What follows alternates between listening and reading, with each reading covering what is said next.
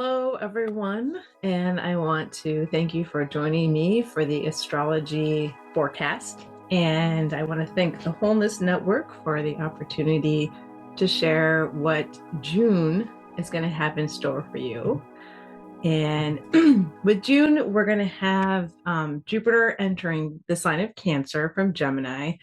And we will also talk about the full moon coming up in Sagittarius. And then we have the sun shifting into Cancer from Gemini, where we are currently. And we also have a new moon in Cancer.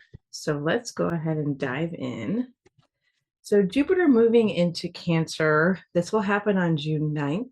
And this happens every 12 years. So you can think about what was happening in your life around June 2013, 2014.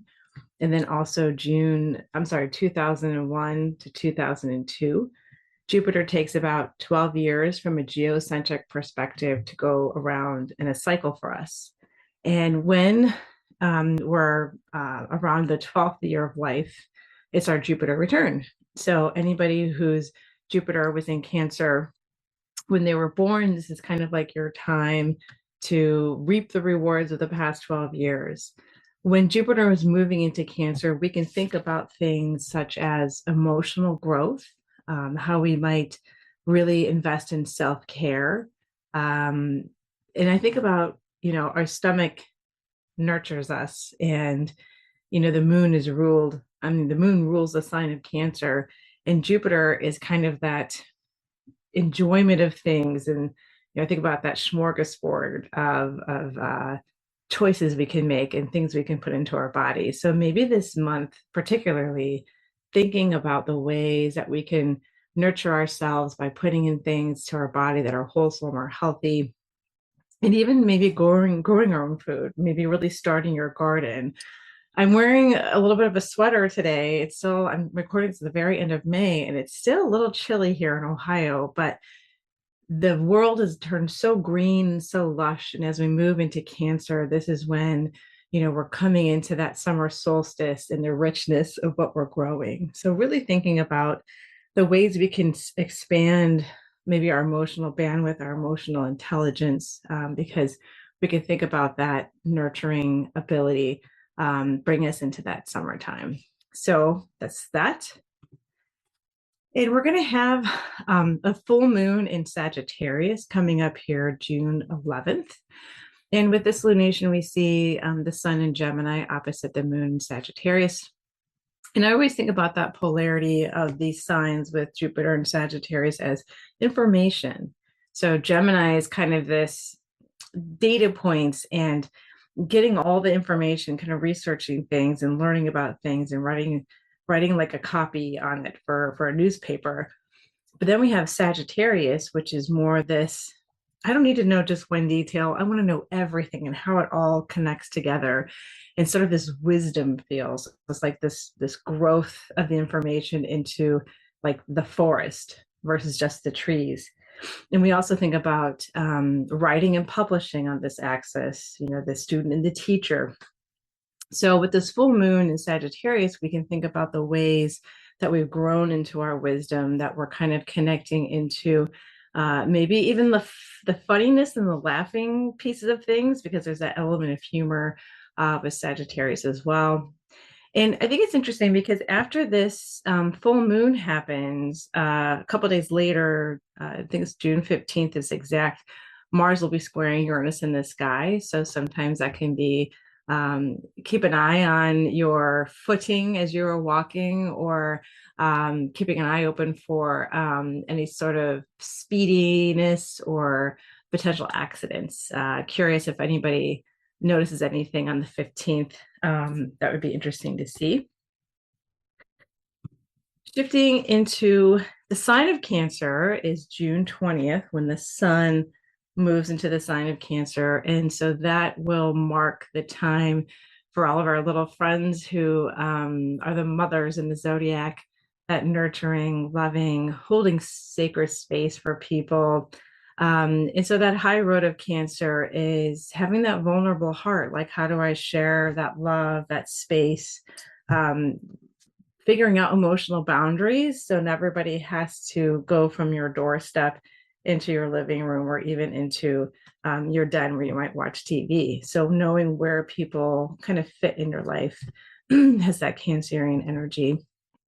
And so we will be moving from that kind of outward, talking to everybody, curious about the world, Gemini energy, into this more kind of a slower in the sense of checking in with yourself and kind of having this more, deeper emotional understanding of things, coming back to your roots, needing your alone time, recharging your battery, snuggling with a nice warm blanket, having your home space is what we're seeing with that.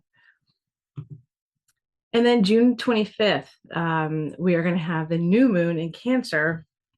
I think it's really interesting because, the new moon in Cancer is at 4 degrees, and we also have Jupiter joining this lunation, which is really nice because I feel like when we're setting that intention with the new moons, it can be something along the lines of, how can I really connect to my emotional wisdom and understand how I am a part of a family, whether that be our family of origin, our current family, the family of friends that we choose, maybe our work family, whatever that's going to be. And then we have Jupiter there, and Jupiter is what we call the great benefic. Jupiter blesses, expands. And so it's kind of this, it feels really juicy to me. It feels really like a great time for us to maybe set that intention of how do I cultivate this emotional growth, because as we're out in this world and we're interacting with other people, how can we model that belief system of uh, caring for each other on a family level, but then also like our cosmic family and our group level, all these different ways that we interact with other people. And it's interesting too because I circled Saturn and Neptune up here because, they're still early degrees of Aries. So this lunation is we're squaring this Saturn and Neptune. And it's going to be a big thing for the next couple of years with Saturn and Neptune together, kind of keeping us in check, maybe. Because Jupiter, we can kind of get, unmoored and just kind of think we can do everything all the time, say yes to all these different things. But the Saturn is going to help us stay in that level of, okay, still have to hit my schedule, still hit my notes, kind of a thing. So it could be a very creative time, I think, with this new moon setting, because I think too, Cancer has an artistry to it, connecting to that subconscious. So maybe looking at those ways it can show up for you. These planets will fall wherever you have Cancer in your chart. In Aries is where we're going to see those looking at your houses. So kind of allowing yourself that rich, expansive feeling of entering into the season of summer and thinking about all the different ways that we can be abundant and connecting to our community, and having a good laugh, but still keeping things in check so we're not kind of going overboard, and adding some creativity and imagination to it with that Neptune there. Something I want to introduce to people is something called the Sabian symbols. And in the 1930s, it was Mark Edmund Jones, who was an astrologer, along with a woman, Elsie Wheeler. She was a psychic and she channeled these images. And so for each degree of the zodiac, there's a Sabian symbol. And there's been some revisions to the different symbols, and there's a whole arcing story that happens with it. So, and I want to go back to Sagittarius too in Gemini, is that storytelling. How do we tell stories? So how can we tell a deeper emotional story with all these things happening this season? But coming back to the Sabian symbol, so with the Sabian symbol, with the Cancer, we have the sun and the moon in Cancer for this most recent new moon. The degree is 4 degrees Cancer in like 47 minutes or 37 minutes. And so we kind of round up. We go up to 5 for the Sabian symbol. And I looked it up this time just because I was curious, because I recently went to a conference and someone was looking at Sabian orb aspects, which I thought was really interesting.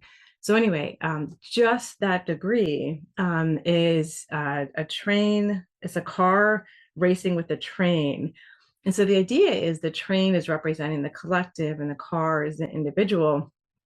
And so sometimes it's like, we get into these situations where we're trying to outrace something, and we're looking at our needs versus the collective's needs, and usually a car is not going to win against a train. So there's something about, how am I fitting into this bigger picture, but also an element of, things coming to a head or a realization about things.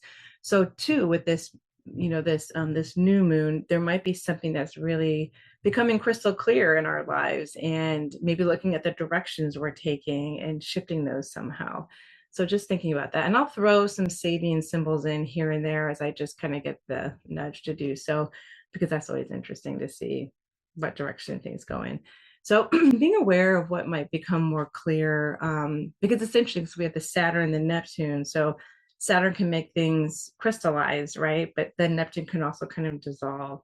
So maybe doing a subconscious intention, like when we look into that, setting an intention for your dreams to have more meaning on that lunation, or getting more in touch with colors and how they speak to you, or the nonverbal things in the world like nature, and even just like looking at numbers and seeing what pops up for you. That might be fun.